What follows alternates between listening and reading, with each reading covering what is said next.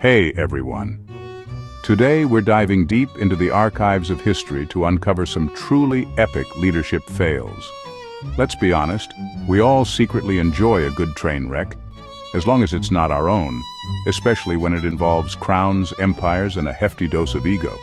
Get ready to meet 7 leaders whose colossal blunders, misguided decisions, and embarrassing misjudgments earned them a special place in the Hall of Leadership Shame. So, buckle up as we take a wild ride on the roller coaster of history's biggest leadership fails. We'll find out the what, the why, and the how these leaders stumbled their way to legendary failure. First up, Russia's last emperor, Tsar Nicholas II. Our first stop takes us to the vast and tumultuous Russian Empire. Nicholas II, the last Tsar of the Romanov dynasty, ruled over a period of immense upheaval, clinging to outdated ideas of absolute rule in an era yearning for change. Nicholas II remained blind to the plight of the peasants and the growing discontent of the working class. His disastrous handling of the Russo-Japanese War further eroded public trust. World War I proved to be catastrophic for Nicholas II, and his decision to personally lead the army only deepened the divide between the ruler and his people. Finally, in 1917, the Russian Revolution erupted, forcing Nicholas II to abdicate and ending centuries of Romanov rule.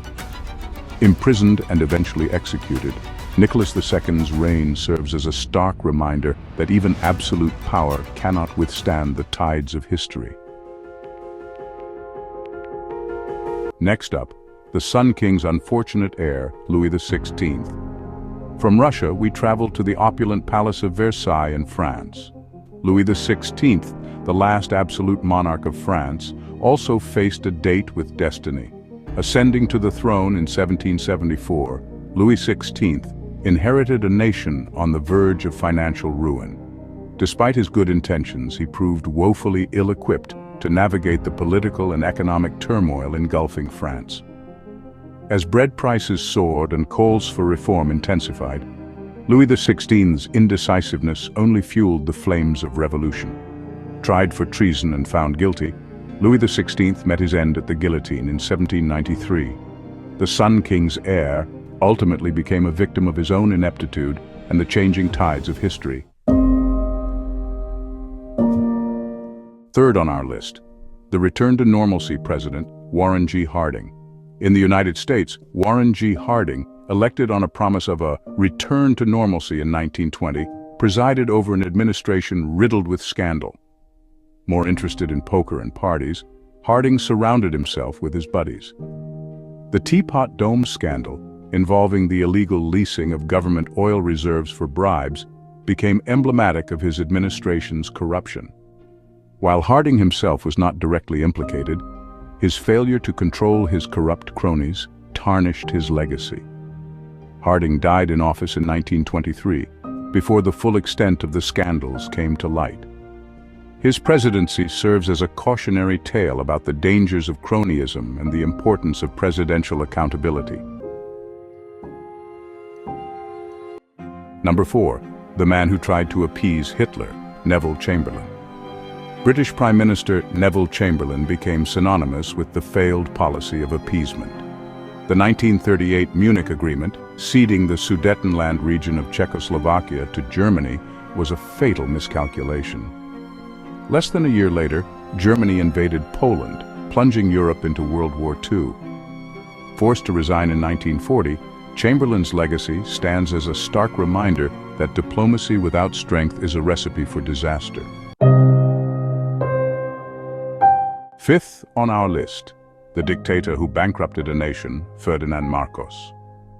Ferdinand Marcos of the Philippines, once a charismatic politician, transformed into a ruthless dictator, his regime marred by corruption and economic plunder. Elected president in 1965, Marcos declared martial law in 1972, dismantling democratic institutions.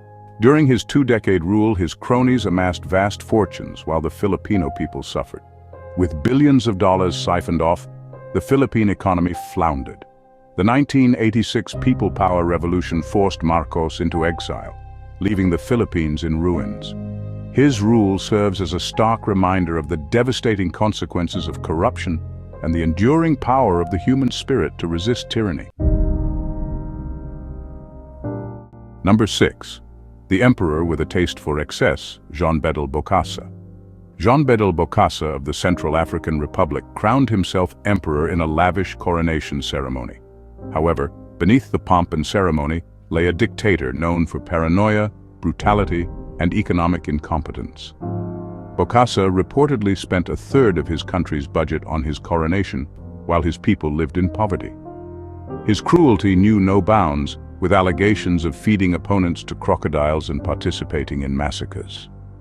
Overthrown in 1979, Bokassa's name has become synonymous with megalomania and brutality. And finally, number 7. A dynasty in decline, the last emperors of the Byzantine Empire. By the 15th century, the once mighty Byzantine Empire was a shadow of its former self, teetering on the brink of collapse. The Ottoman Sultan, Mehmed II, set his sights on conquering Constantinople, the empire's crown jewel. The last Byzantine emperors proved incapable of halting the empire's decline. In 1453, Constantinople fell, and the Byzantine Empire was extinguished. The fall of the Byzantine Empire stands as a cautionary tale about the dangers of complacency and the importance of unity in the face of adversity. Who will be next? Somewhere right now, another leader is waiting to join the ranks. But there's a lesson in these historical failures. We've met 7 leaders who serve as history's cautionary tales. Their stories remind us that power, wealth, and lineage are no guarantees of success. By understanding their failures, we can glean valuable lessons for the future. Their mistakes offer a sobering reminder of the perils of power and the importance of wise leadership. Thanks for joining us on this journey through history's biggest leadership fails.